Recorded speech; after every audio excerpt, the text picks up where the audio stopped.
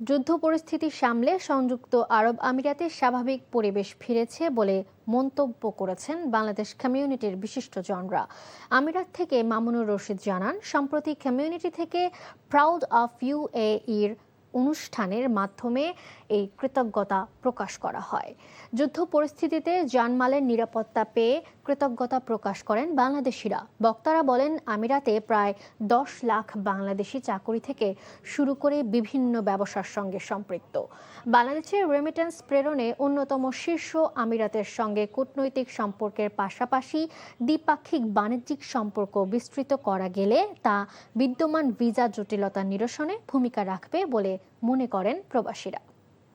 শিল্প খাতে বলেন, শিক্ষা খাতে বলেন এবং আমাদের কালচার বলেন, দুই দেশের কালচারের সাথে একটা সমন্বয় রাখলে কিন্তু আমরা এগিয়ে যেতে পারবো, এদের পাশাপাশি যেতে পারবো।